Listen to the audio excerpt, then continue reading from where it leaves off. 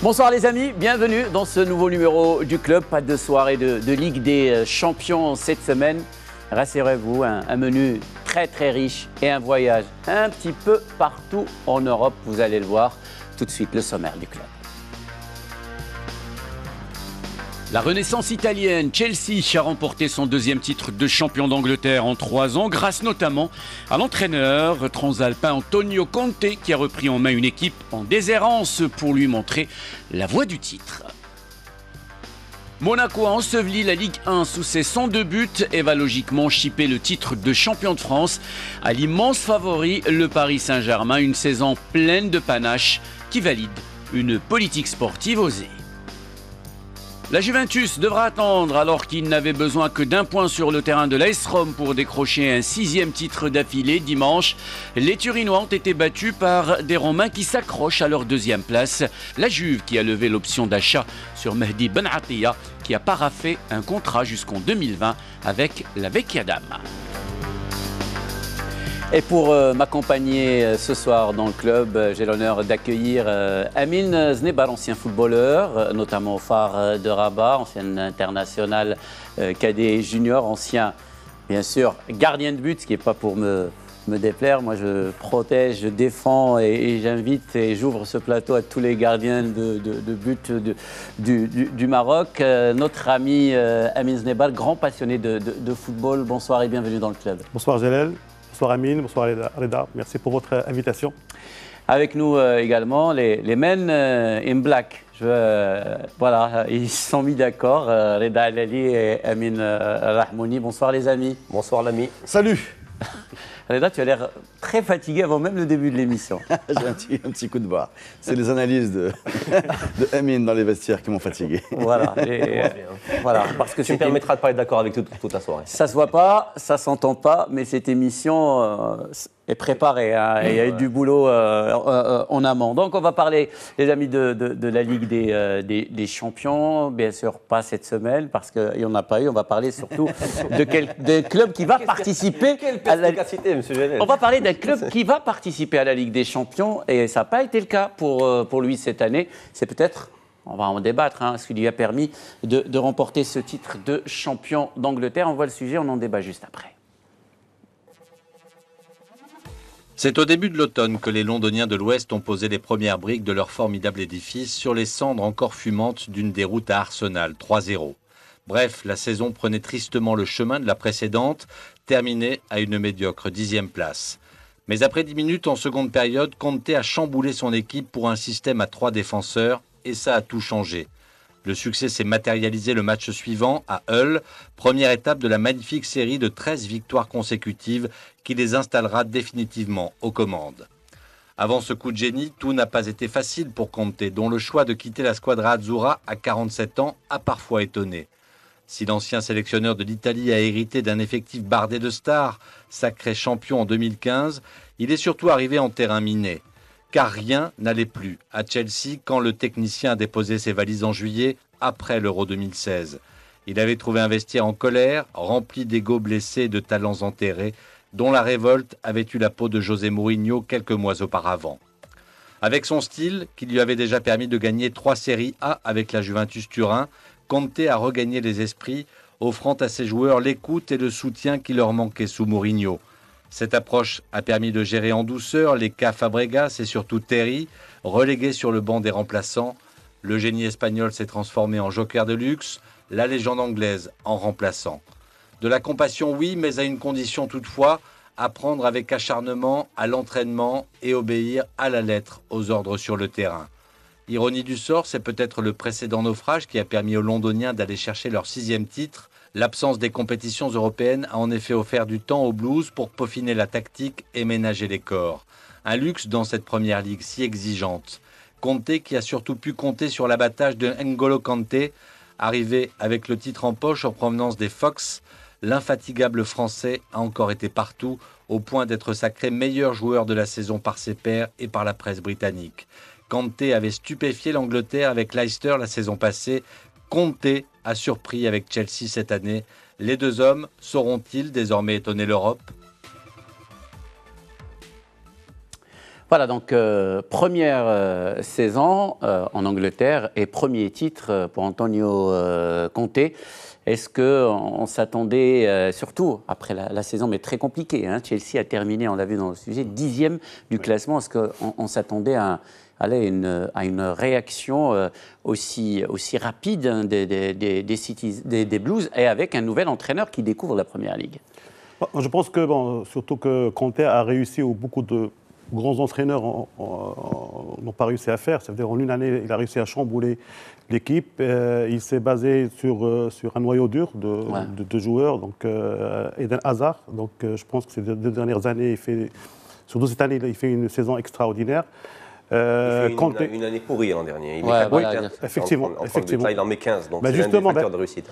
D'où le mérite d'Antonio Conte, parce que pratiquement, il n'a pas chamboulé l'effectif. Il a ramené deux joueurs, hein, et surtout N'Golo Conte. Et c'est avec le même effectif, avec les mêmes joueurs. Mais ça pose bien la question du rapport de force dans les clubs, parce que c'est bien la mythologie dont on perd 3-0 contre Arsenal, on passe en 3-4-3, et d'un seul coup, on devient irrésistible.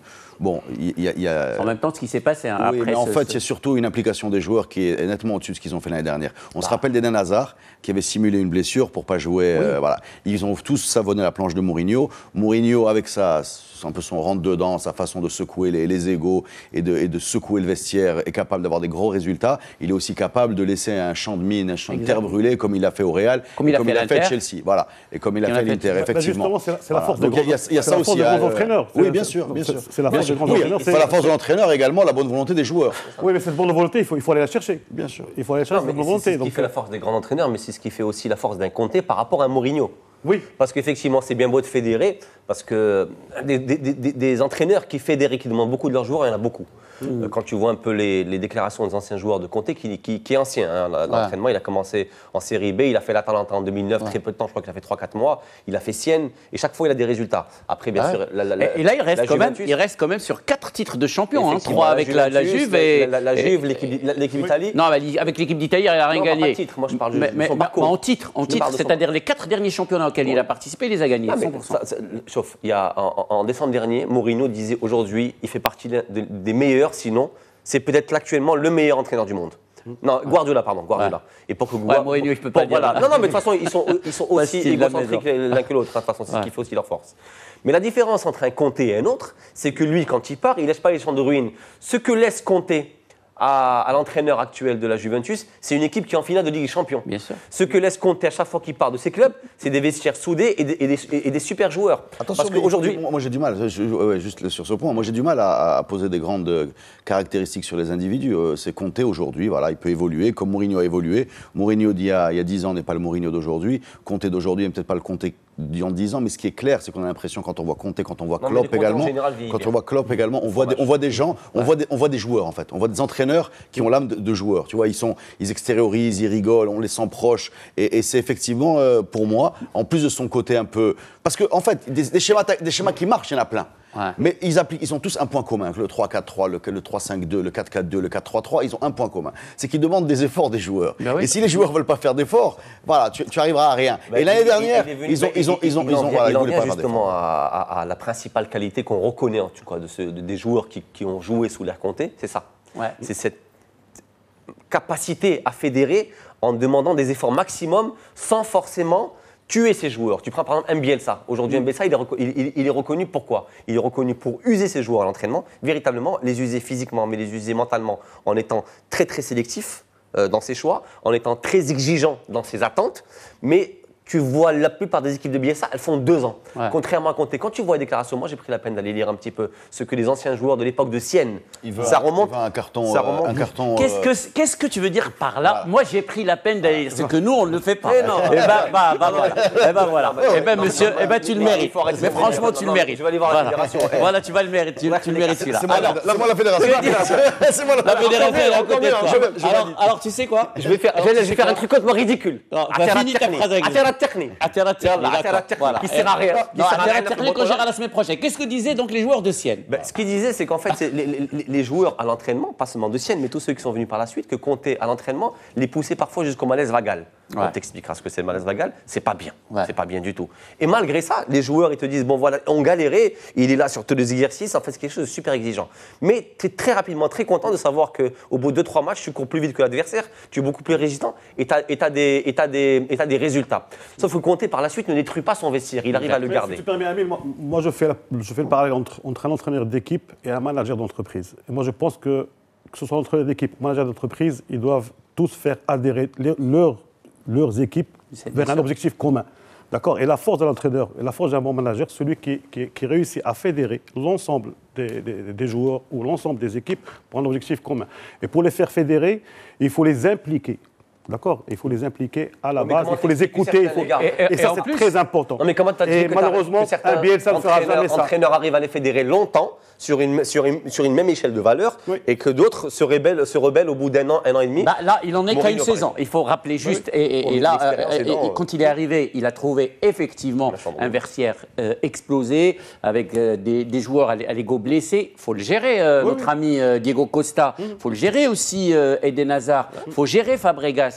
Et il a réussi. Même Fabregas aujourd'hui, regarde dans quel état de forme il est aujourd'hui, Fabregas, et qui accepte d'être sur le banc de touche.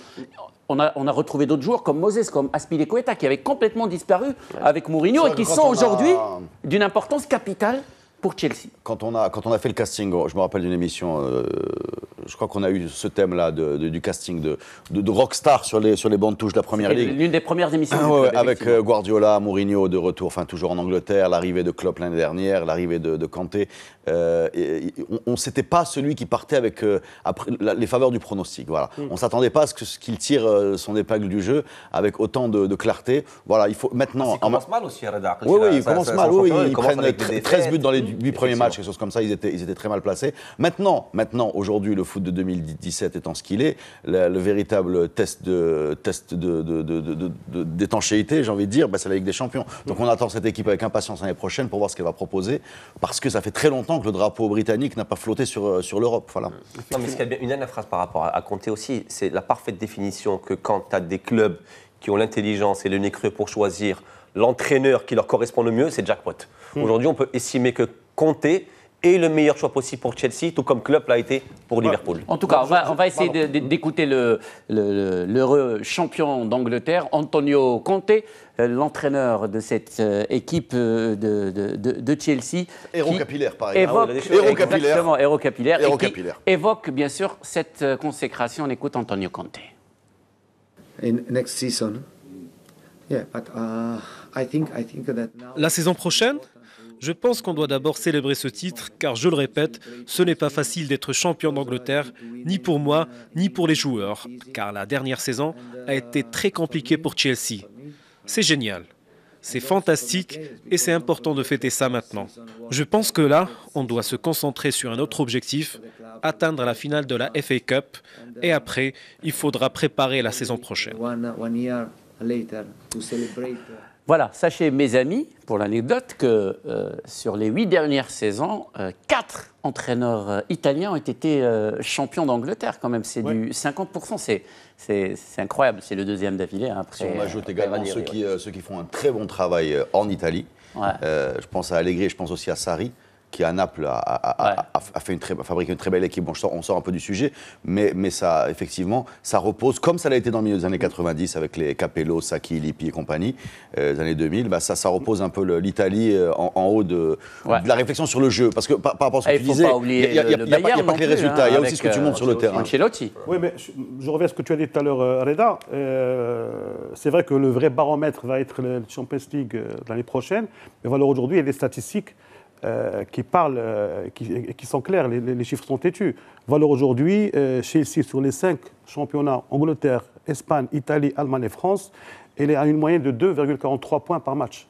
90 points, 37 matchs, et elle est en deuxième position après Monaco. Mais il faut aussi relativiser, si je peux. Oui. Il y a quand même en Angleterre un tassement des valeurs sûres, c'est-à-dire vers le bas. pour parler, voilà. On a quand même été déçus par United, on a été déçus par City. Voilà, Liverpool se reconstruit, Tottenham est toujours là, mais Arsenal a été décevant. Il y a quand même également, bon, on ne va pas sans arrêt imputer le succès des uns à l'échec des autres, mais il faut dire aussi que la bataille a été moins rude que prévu, parce qu'il y a eu à côté de ce succès de Kanté des grosses déceptions chez les grosses écuries qui n'ont pas tenu leur rang, elles n'ont pas vraiment tenu leur rang. Et c'est d'autant plus... Quand tu vois que le deuxième c'est Tottenham, c'est un peu d'autant plus dommageable aujourd'hui. On va rappeler. Ça fait 3-4 ans que ça dure par rapport au big. Oui. C'est d'autant plus dommageable que l'Angleterre est parmi les championnats qui bénéficient des plus grosses mannes financières grâce à une... Oui, c'est là. Voilà, effectivement. Donc aujourd'hui, ils ont les moyens de récupérer.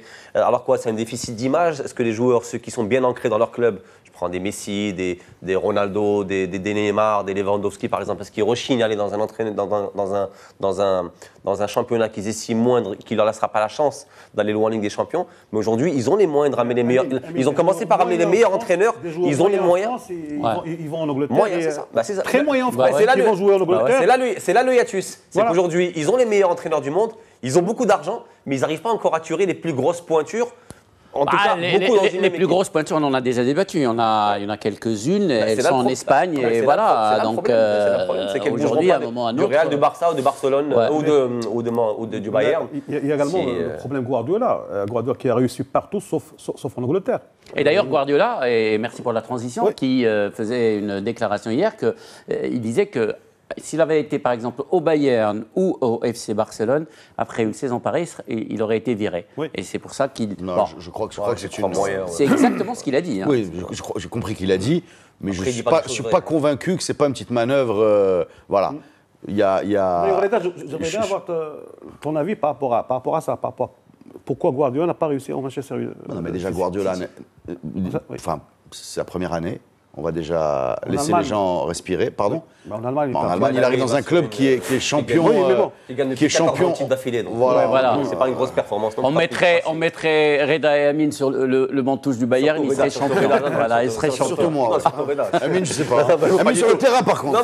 Amine sur le terrain. En tout cas, Chelsea qui a surtout pu compter sur l'abattage de N'Golo Kanté, arrivé avec le titre en poche en provenance des Foxes. L'infatigable français a encore été partout et il a été d'ailleurs sacré meilleur joueur de la saison par ses pairs et par la presse britannique. Notre consultant pour le football britannique, Aurélien Devernois, évoque d'ailleurs l'apport de l'international français à cette formation londonienne. Aurélien. Celui qui fait vraiment la différence sur cette équipe finalement assez peu remaniée, c'est N'Golo Kanté. C'est extraordinaire comme ce joueur a pu transfigurer une équipe qui était en difficulté la saison dernière. Alors certes pour des problèmes de relation entre les joueurs et l'entraîneur, mais surtout pour des problèmes de placement défensif, de tactique au milieu, etc. Ça a tout simplifié. L'arrivée de Kanté a tout simplifié et c'est vrai qu'il fait encore une fois une saison majuscule. Eden Hazard, qui est l'autre meilleur joueur de cette équipe, le dit très bien. Il dit, moi quand je joue avec Kanté, j'ai l'impression qu'il y a deux Kanté autour de moi. Je regarde à droite, il est là, je regarde à gauche, il est là à nouveau. C'est assez bluffant. Et ça, c'est vrai que dans une équipe, c'est extrêmement précieux. Voilà, donc Eden Hazard qui a l'impression qu'il y a deux Kanté. Il tourne à droite, il est là, il tourne à gauche, il est là. Mais on avait cette impression à Leicester encore plus, où il était tout seul sur le terrain. Il crevait l'écran, c'était spectaculaire.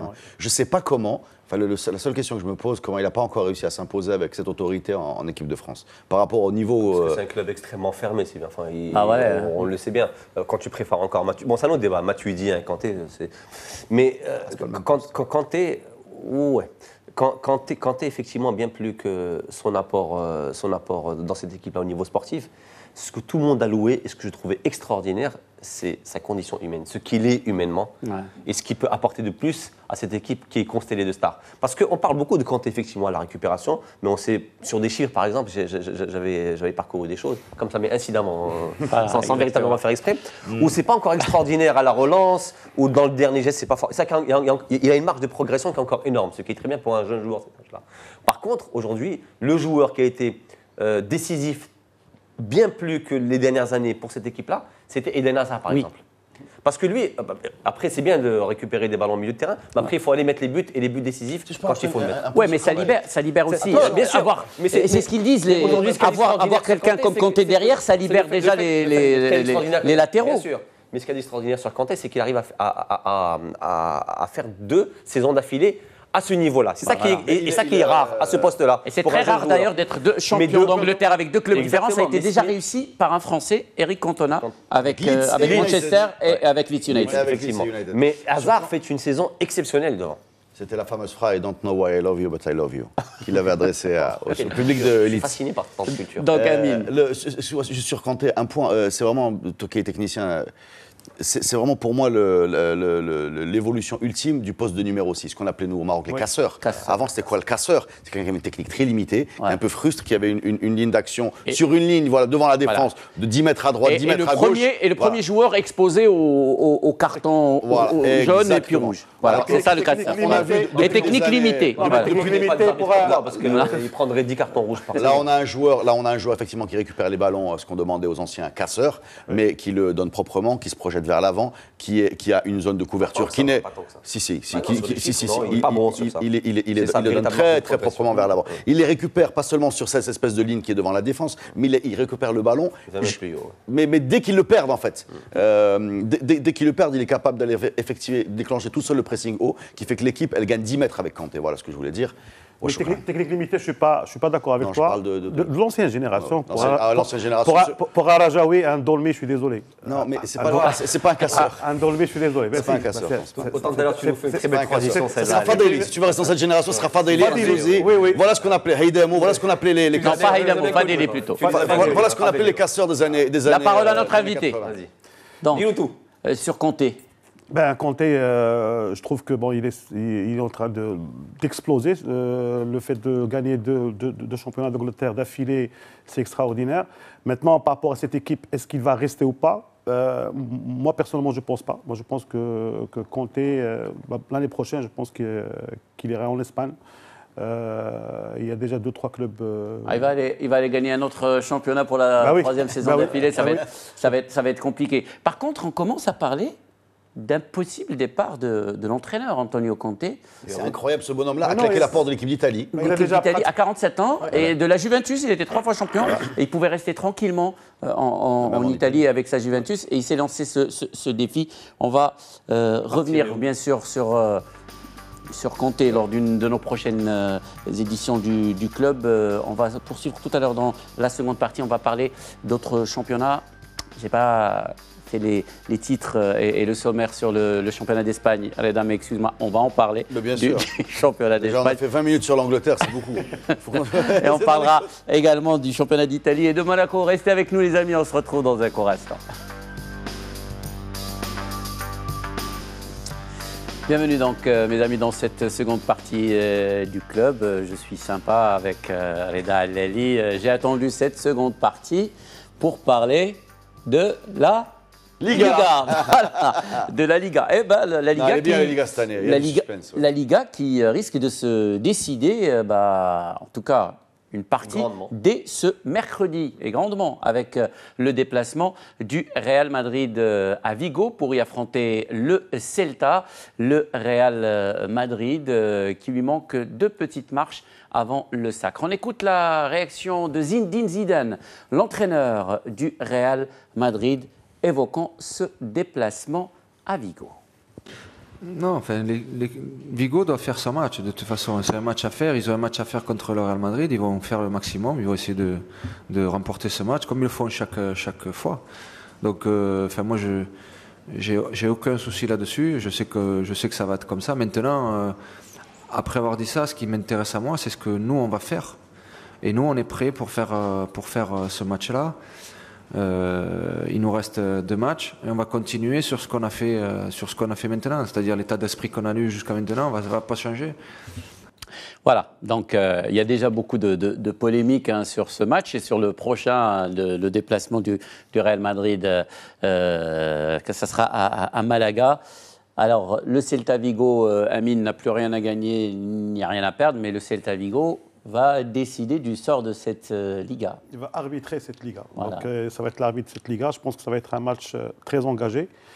Moi, je voudrais revenir quand même à Zidane. Donc, on parlait tout à l'heure de Conte. Donc, Zidane en tant qu'entraîneur, je pense qu'il a un certain vécu en tant que footballeur et un certain palmarès qui lui donne une légitimité au niveau de son vestiaire. Et ça l'a beaucoup aidé, je pense, pour manager cette équipe. En 2 ans, je pense qu'il a fait 18 mois. Il a fait d'excellent travail. Pour moi, le plus dur qui était à faire, c'était la gestion des égos. Donc, entre un Bale et un Ronaldo. Ouais. Mais quand tu t'appelles Ronaldo, tu as en face de toi un entraîneur qui s'appelle Zidane. Ballon d'or, champion du monde, champion d'Europe, il a tout gagné. Donc, on parle le même langage. Donc, comme on dit chez nous... Jusqu'à il n'y a pas longtemps, il manquait cette légitimité. Les gens ils disaient, il a beaucoup de chance, parce qu'il est arrivé 5 mois avant. Mais maintenant, quand on voit, et si jamais il arrive au bout, parce que c'est pas fait, parce que le Real Madrid peut sortir bredouille encore de cette saison, hein, c'est pas fait. Non déplaise à Fred Hermel.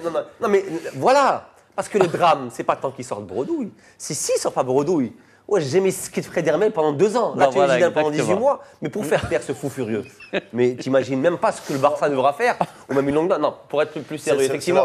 Ce que dit juste un mot sur Bredouille. C'est bien beau de comment Bredouille. De compter les coupes, etc. Effectivement, quoi qu'il arrive, que ce soit contre Vigo dans les 2 derniers matchs de Liga ou en finale de la Ligue des Champions contre la Juve, le Real a montré des très belles choses. Oui. Voilà. Et le niveau de jeu, du contenu de ce qu'ils ont proposé est nettement au-dessus de ce qu'on a vu ces dernières années, même quand ils ont gagné la Ligue des Champions. Mais crois-moi, oui, non, mais je sais. Ce discours, mais il y aura suffisamment de gens. Ni les patrons du Real, ni les supporters du Real ne sont prêts à je ne suis ni patron du Real, ni supporter du Real, donc c'est bien pour ça que je le tiens, moi. Justement, il y aura suffisamment de gens qui vont compter les trophées et arbitrer les lignes, comme ça, comme s'il y avait un vainqueur de la Liga et 19 mauvais entraîneurs, pour vous dire que, vu de l'extérieur, ce qu'a montré le Real aux gens qui regardent ça comme un spectacle était vraiment très très souvent impressionnant, mais encore plus souvent beau, tout simplement. Et ça a été rare, y compris les années où ils ont fait le plein au niveau des trophées. Le Real Madrid qui vise un 33e titre de champion. Le meilleur match que j'ai aimé de Real Madrid, c'est contre le Deportivo, où il y avait pratiquement moitié de l'équipe B. Mais ça jouait au ballon. Ce que dit Reda. Je partage ton avis, Amine, parce que c'est ça ce qui est extraordinaire dans cette équipe du Real et qu'on n'a pas vu depuis très très longtemps. Quel bonheur pour toi de le dire. C'est que mais quel bonheur pour toi de le dire. C'est que le fait qu'il y ait 2 équipes, mais franchement 2 équipes. Et je te rejoins, l'un des meilleurs matchs pour moi, c'est le déplacement du Real Madrid à Vigo. Il y avait même un déplacement à Gijón. C'est un super match. Il a été gagné plus difficilement, puisqu'ils ont gagné 3-2 avec un but d'Isco en toute dernière minute. Mais c'est le fait de pouvoir disposer. Et là, il faut dire chapeau quand même à Zinedine Zidane. C'est bien, c'est une belle transition, parce que je vais dire une chose. Là depuis tout à l'heure, on parle que des choses qui sont bien, que des choses positives. On va parler un petit peu des choses négatives. La négativité, elle vient d'où ? C'est qu'aujourd'hui... De toi. Oui, pour commencer. De toi, par rapport à la situation... Par rapport à la... Ouais, non, tout va pas encore bien, parce qu'il a dit une chose. Parce que cet hypocrite-là, ce monsieur-là que j'ai en face de moi, qu'est-ce qu'il dit en tant que grand supporter du non-Real ? Il dit, oui... Non, si tu veux un carton rouge, je vais voir m'en aller, là. Non. Il faut qu'il soit orange. Est-ce qu'il s'est attaqué au présentateur Oui. Pour la 2e fois. Non, mais il prend ses élèves. Je vais être... plus sérieusement. Tout d'ailleurs, tu dis une chose qui est très juste. Tu dis de Zidane, qui effectivement a démontré pas mal de choses, effectivement. J'ai dit quelque chose de juste. Oui, tout le temps. Donc voilà. Donc je t'enlève le carton. Tu es le plus formidable des présentateurs de l'histoire de l'humanité. Donc maintenant, ça y est, c'est clair. C'est bon. Le football, d'accord. Tu dis tout à l'heure, Zidane, effectivement, il gagne une Ligue des Champions pour les 6 premiers mois de son exercice. Il en passe de gagner d'autres choses, mais qu'il n'a encore rien gagné. Ouais. Et c'est ça le drame. C'est-à-dire qu'aujourd'hui, on va être capable, et certainement la Maison-Blanche le fera très... Parce qu'on a parlé, il y a 2-3 semaines, on peut parler d'un éventuel départ de Zidane s'il ne gagnait rien. Lui-même, il le disait. Il dit, si je ne gagne rien, je pars. Aujourd'hui, il évolue dans un environnement qu'il maîtrise parce qu'il était grand joueur, mais où tout peut être remis en cause en ayant fait une superbe saison. Si d'aventure il ne gagne rien, sachant que le football repose sur un truc très aléatoire. Il y avait deux réserves. Et c'est ça l'horreur. C'est qu'aujourd'hui, par exemple, si il ne gagne pas contre Vigo et que c'est le Barça, pour ton plus grand bonheur, qui gagne ce titre-là, ou alors qu'il ne gagne pas la Ligue des Champions, il risque d'être viré quand même par Fiorentino Pérez. Il y avait 2 réserves sur Zidane. Il y avait la première qui était victime vraiment du Zidane joueur. Le Zidane joueur, ceux qui le suivaient face à carrière, ne s'attendaient pas avoir quelqu'un qui était capable de transmettre. Voilà, c'est quelqu'un qui ne parlait pas beaucoup. On le voit en conférence de presse, il n'est jamais intéressant. Voilà, il avait des petits coups de sang. On se demandait si ce bonhomme-là était capable de transmettre. On avait loupé, pour ceux qui suivent ça de loin, toute la partie d'apprentissage où il avait fait avec beaucoup d'humilité le parcours de l'écolier pour apprendre son métier. On avait une deuxième réserve sur Zidane. Enfin, en tout cas moi, et peut-être d'ailleurs toujours celle-là, c'est que Zidane, on n'a pas l'impression que c'est un entraîneur, on a l'impression que c'est un entraîneur de Real Madrid.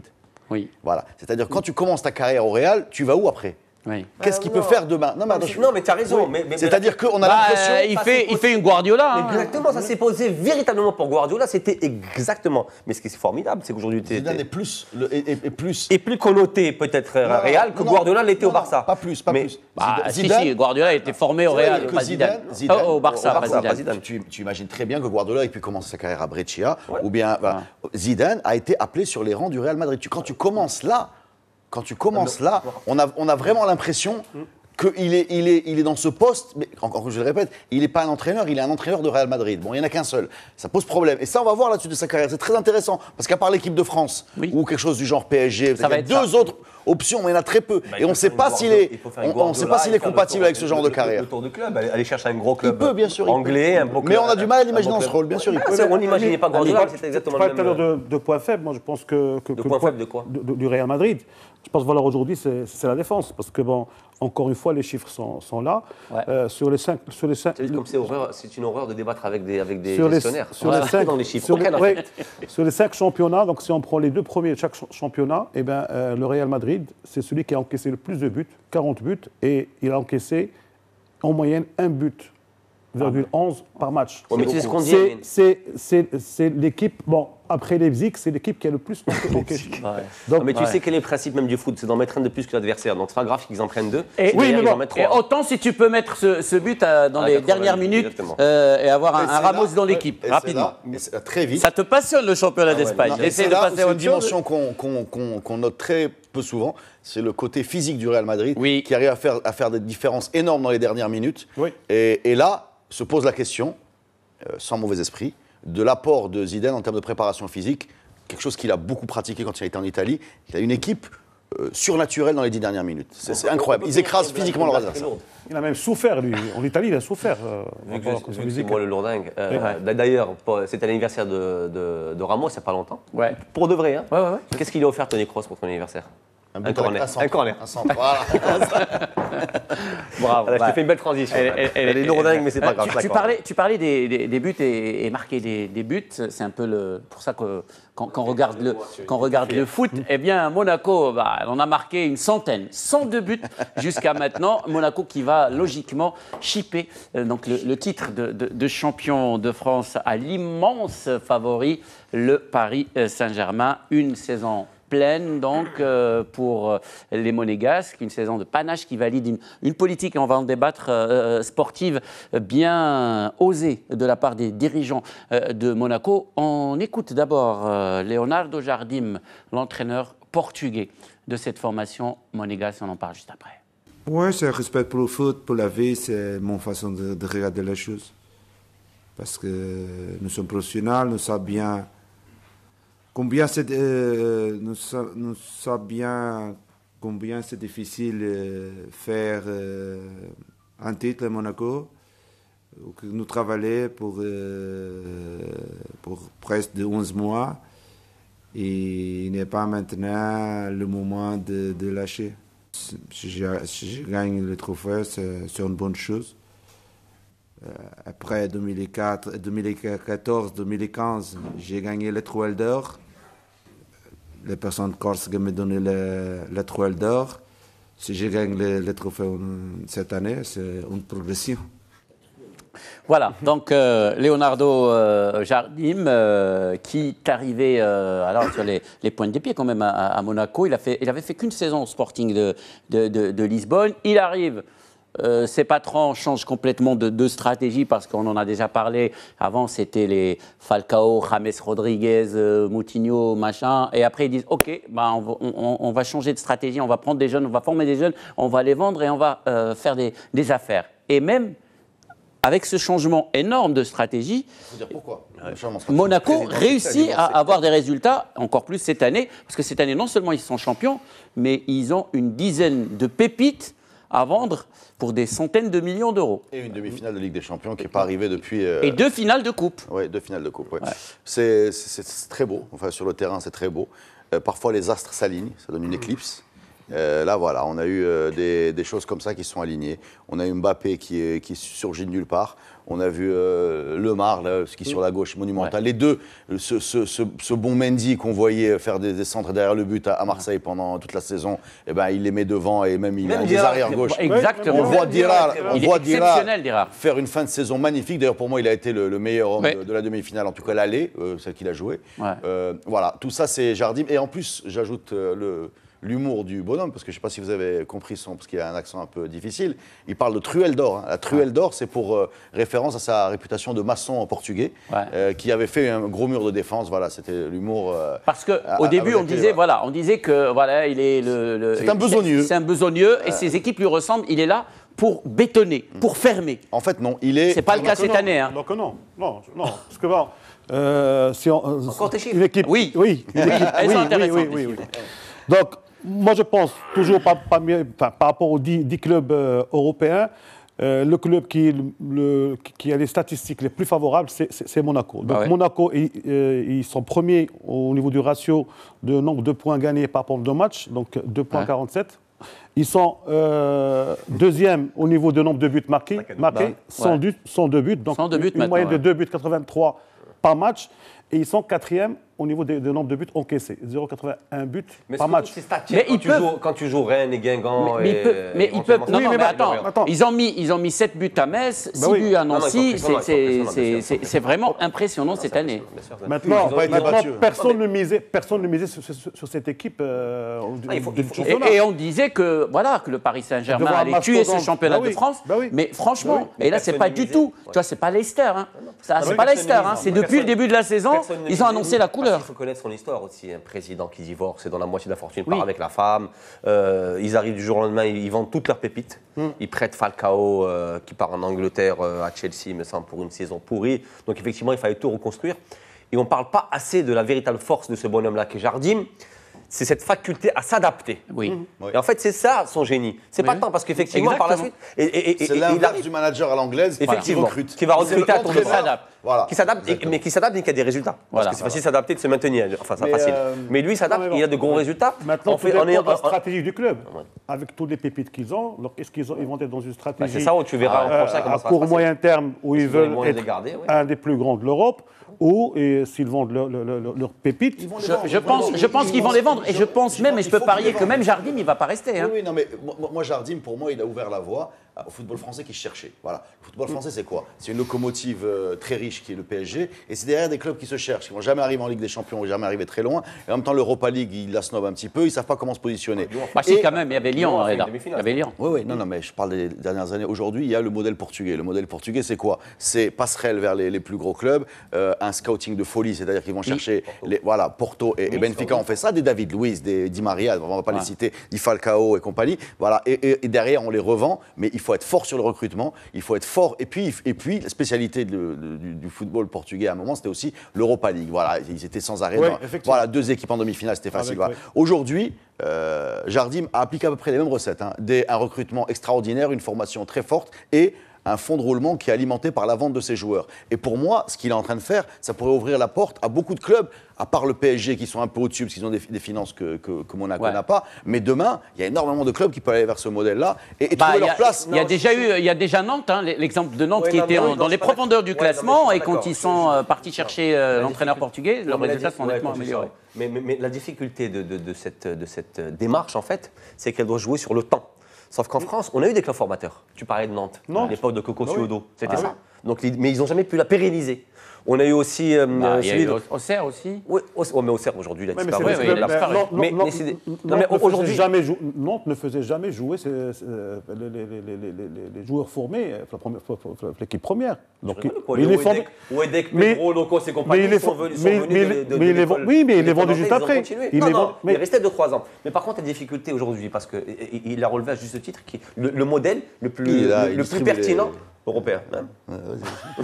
Le modèle le plus pertinent au niveau européen, effectivement, c'est les modèles portugais qui misent véritablement sur le scouting. On parle de Porto, donc 1000 scouts, pour revendre à grosse plus-value. En France, tu as eu pas mal de clubs aujourd'hui, et même de formateurs qui sont reconnus. Coco Ciodo à Nantes, tu as eu le Gourcuff, par où il est passé. Tu as eu 3-4 personnes comme ça, mais les clubs n'ont jamais tenu la cadence.